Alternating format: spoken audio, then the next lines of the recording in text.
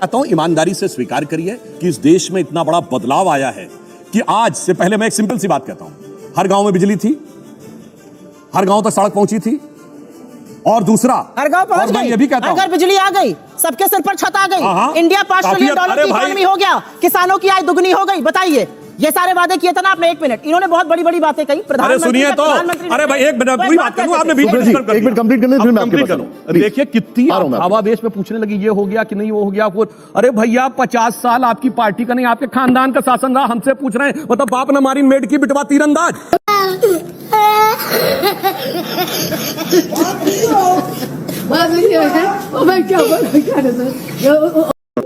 जीत लेंगे नहीं, लोग मुद्दों की बात करना चाहते हैं। और क्योंकि इतनी ज्यादा यहाँ पर एक बात कही गई कि हमारी अर्थव्यवस्था ये हो गई, लंबा हो गया सर। नहीं एक मिनट, असलियत से मुंह नहीं मोड़ना चाहिए और सबको पता होना चाहिए। यहाँ पर कहा जाता है इंडिया ने यूके को ओवरटेक कर लिया। हाँ, हम उनसे बड़ी अर्थव्यवस्था बन गए।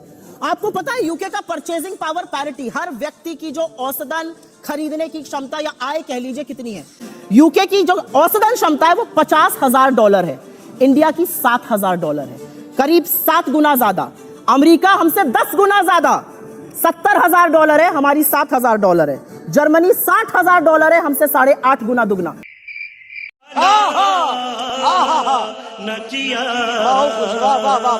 पेइंग पावर पैरिटी में हम तीसरे नंबर की अर्थव्यवस्था है। और जानते हो क्या होता है, जो लोग अमेरिका गए होंगे उनको पता होगा, ये बोतल जानते हैं कितने की मिलती है? $1.5 की या 120 रुपए की मिलती है क्या? परचेजिंग पावर 120 रुपए की मिलती है क्या? इसलिए परचेजिंग पावर पैरिटी में हम तीसरे नंबर पे हैं। भैया मुझे बोलने का मौका नहीं मिलेगा, आपके पास ही आ रहा हूँ। आप भैया जवाब तो देने दीजिए। आप जवाब 2 मिनट का तो जवाब देने दीजिए। मैं आपके पास पक्का आ रहा हूँ। 1 मिनट दीजिए, दिखाइए जरा, प्रति व्यक्ति आय दिखाइए। जवाब नहीं, जलेबी बनाएंगे। अभी मजा आएगा ना भिड़ो। केरल से मुंह मोड़ ले गई। केरल पे नहीं बोला, केरल पे आपकी बखिया उधेड़ के रख दी, मुंह क्या मोड़ लिया? बताया तो सुप्रीम कोर्ट उधेड़ी, अभी तो बता रहे हैं। आप बोले तो मैंने डिस्टर्ब नहीं किया। वो बीच में इंटरजेक्ट नहीं कर रहा। तो मूवी में कहानी है। और सुनिए, 300 के बारे में केरल के मुख्यमंत्री फ्लोर ऑफ द हाउस पे बोल चुके हैं, इनको वो सुनाई नहीं पड़ता, जबकि ये नेता प्रतिपक्ष से। और वो कौन थे? लव जिहाद शब्द हमने नहीं प्रयोग किया है, वीएस अच्युतानंदन कम्युनिस्ट पार्टी के सीएम उन्होंने यूज किया, इनके सीएम ओमन चांडी ने। यहां कह रही हैं कि जांच का इंतजार नहीं करो, कार्रवाई कर दो। केरल में जांच हो चुकी। केरल एसटीएफ ने 5000 केसेस की स्टडी करके केरल के हाई कोर्ट को रिपोर्ट सबमिट की, हाई कोर्ट ने। और अगर ना हो तो जाइए चेक करिए। और ये केरल की आपकी सरकार की जांच की रिपोर्ट है कि सिमी ने 1995 में योजना बनाई थी, और जिसके चलते हुए मिडिल और अपर मिडिल क्लास की हिंदू और क्रिश्चियन गर्ल्स को टारगेट, मतलब अपने नेता को भी झूठा साबित कर दो, दूसरे को भी झूठा साबित कर दो, उसके बाद कह दो ये व्हाट्सएप यूनिवर्सिटी है और फलाना ढिमाका, ये सारी बातें। और दूसरा, इन्होंने राष्ट्रपिता पे कहा, तो हम तो सिर्फ ये कहना चाहते हैं, हम तो इस देश को भारत माता मानते हैं। अब जो माता का पिता अपने को मानता हो वो इस बात के ऊपर विचार कर ले। यही अंतर है। और इनके मुंह से एक और बात निकली, 200 साल की गुलामी, 200 साल की गुलामी, यही तो अंतर है। अरे गुलामी 200 की नहीं, 800 साल की थी।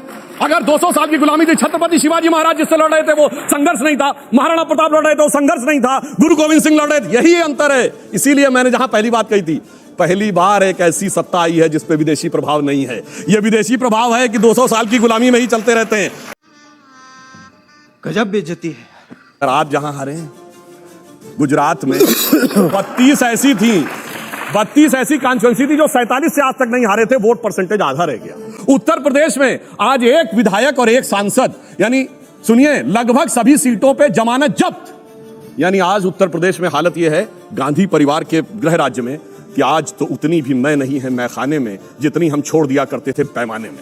तो आप जहां हारे हैं वो बर्बादी का सबब लेके आए हैं। तमिलनाडु में कहीं नहीं थी सरकार। मुझे जवाब चाहिए, क्योंकि आपके शो पर ये बड़ी बात हुई है। आपके शो पर ये बड़ी बात हुई है कि भाजपा के एक सांसद ने कहा है कि राष्ट्रपिता गलत है। अरे मैं कहता हूं सनातन राष्ट्र है। 5000 साल आपने बोला, तो 1869 में हुए कोई उत्पन्न हुए व्यक्ति राष्ट्रपिता कैसे हो गए भाई? पानी पीजिए। अरे भाई मैं तो कह रहा हूं ना, 5000 साल की सभ्यता थी ना। आप पहले ये बताइए, राष्ट्रपिता कहना उनको गलत है या सही है? हाँ, मैं बिल्कुल बताता हूं। सुनिए, भगवान या सही, हाँ या ना में जवाब देना। बिल्कुल, मैं बोल रहा हूं, जवाब तो सुनिए ना। जवाब जलेबी मत। गांधी जी का, महात्मा गांधी की बात हो रही है, गांधी जी का राजनीतिक दर्शन क्या था? राम राज्य। गांधी का जवाब दीजिए। अरे सुनिए तो पहले, मैं डिस्टर्ब नहीं किया आपके बीच में। अरे सुनिए तो भाई, और आप यहाँ पे मुझसे आके बेकार की बात। जवाब सवाल पूछा, ये है नाथुराम गोडसे, आप हड़बड़ा रहे हैं, बगल में जिंदा है, आपके सामने जिंदा है। तो हड़बड़ाइए नहीं। गांधी जी का नित्य का भजन था रघुपति राघव राजा राम। गांधी जी का अंतिम शब्द था हे राम, जो समाधि पर आज तक लिखा है। और भगवान राम ने क्या बोला? जननी जन्मभूमिश्च स्वर्गादपि गरीयसी, यदि वो इस देश को अपनी माता मानते हैं तो आप कैसे कह रहे हैं कि उनसे, राम से ऊपर उनका कोई पिता हो गया? कोर्ट में हलफनामा दिया कि भगवान राम काल्पनिक थे, गांधी की आत्मा की हत्या की आपने, शरीर का हत्यारा मैं कहने को तैयार हूं कि उसको मुर्दाबाद कहिए, आप कहिए आत्मा का हत्यारा गांधी परिवार मुर्दाबाद, बोलिए, मैं बोलने को तैयार हूं। आप जोर से जिसने गांधी की आत्मा राम को कह दिया कि वो थे ही नहीं, यानी महात्मा गांधी की समाज में लिखा है राम गलत है, झूठ है, बोलिए। आपके सामने मेरे दो सिर्फ सीधे सवाल हैं। सीधे सवाल बताइए। जोर से बोलिएगा नाथूराम गोडसे मुर्दाबाद। मैं कहता हूं कहिए गांधी परिवार मुर्दाबाद। शरीर का हत्यारा बड़ा या आत्मा का हत्यारा बड़ा? बोलिए, शरीर बड़ा कि आत्मा बड़ी? ये है आरएसएस की सोच और ये है नाथूराम गोडसे के वंशज जो आज भी गांधी को क्षण क्षण मारते हैं। ये कालीचरण से कम नहीं है, इस देश के सांसद हैं, इस पर मुझे दुख होता है। दुख है इस बात का कि इस देश के प्रधानमंत्री को वैधता गांधी से मिलती है, शीश गांधी के आगे झुकाना पड़ता है और यहां गांधी पर सवाल उठ रहा है। आपने सही कहा, गांधी के अंतिम शब्द हे राम थे, लेकिन अगर हम सच थे कि झूठ मत बोलिए। अरे राम समाधि में लिखा सच है, झूठ नहीं, इतना बोल दीजिए, बाकी आगे बोलिए। देखिए बोल नहीं पा रही है कि गांधी की समाधि में लिखा सच है। इस देश में सबसे बड़ा श्री राम का उपासक महात्मा गांधी थे, उसके हत्यारे के साथ आप खड़े हैं और वही काम कर रहे हैं जो गोडसे ने किया। गांधी को आज भी आप क्षण क्षण मांगते हैं, एक सांसद होने के बावजूद आप गांधी के राष्ट्रपिता की उपाधि पर सवाल उठाते हैं। आपसे, आपकी पार्टी को, और मैं चैलेंज करती हूं, प्रधानमंत्री को सवाल पूछना चाहिए। परिवार मुर्दाबाद बोलो। आपसे पूछती हूं कि राम को झूठा कहने वाले मुर्दाबाद। जवाब सुन लेते, फिर मैं आपके पास आ रहा हूं। गांधी के बारे में बोलने का आपका कद नहीं है। एक और नाम लेती हूं, प्रदीप कुरुलकर का नाम सुना है? कद है।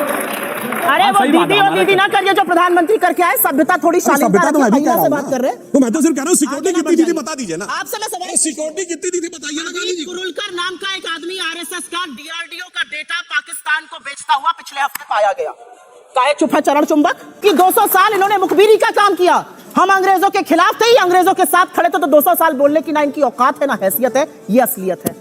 और गांधी के राष्ट्रपिता होने पर जो सवाल आज उठाया गया है, यह बड़ा मुद्दा है और इनको माफी मांगनी पड़ेगी। इसलिए मांगनी पड़ेगी क्योंकि आपने इस देश की आत्मा पर सवाल उठा दिया है। आप माफी मांगे बिना यहां से नहीं जा सकते। मैं जवाब देता हूं, सुनिए। आप जवाब दे नहीं सकते, आप जलेबी बनाते हैं। यहाँ पर जलेबी नहीं, बिल्कुल सच बोल रहा हूं। आप सच बोलते हैं? सच बोलने की भी ट्रेनिंग मिली है क्या आपको? मुझे लगा सिर्फ प्रोपेगेंडा फैलाने की ट्रेनिंग। अभी सब एक एक चीज की पोल खोलते हैं। मेरा अपना मानना है, एक चीज सरकार ने अच्छी करी और उसमें इनको 100 में से 100 अंक मिलने चाहिए।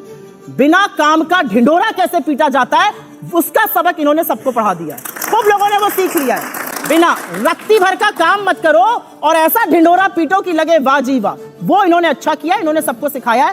काम के नाम पर, उपलब्धियों के नाम पर इनका रिकॉर्ड 9 साल का नील बटा सन्नाटा है। कहता हूं ईमानदारी से स्वीकार करिए कि इस देश में इतना बड़ा बदलाव आया है कि आज से पहले मैं एक सिंपल सी बात कहता हूं, हर गांव में बिजली थी, हर गांव तक सड़क पहुंची थी, और दूसरा हर गांव पहुंच गई, ये भी कहता हूं, अगर बिजली आ गई, सबके सिर पर छत आ गई, इंडिया $5 ट्रिलियन की इकोनॉमी हो गया, किसानों की आय दुगनी हो गई। बताइए, ये सारे वादे किए थे ना आपने। 1 मिनट, इन्होंने बहुत बड़ी बड़ी बातें कही। अरे सुनिए तो, अरे भाई 1 मिनट पूरी बात करूं, आपने बीच में 1 मिनट कंप्लीट करने, फिर मैं आपके पास आऊं। देखिए कितनी आवादेश में पूछने लगी, ये हो गया कि नहीं, वो हो गया। अरे भैया 50 साल आपकी पार्टी का नहीं, आपके खानदान का शासन रहा, हमसे पूछ रहे हैं, मतलब बाप ने मारी मेड की बिटवा तीरंदाज। खत्म, bye bye, tata, goodbye, गया।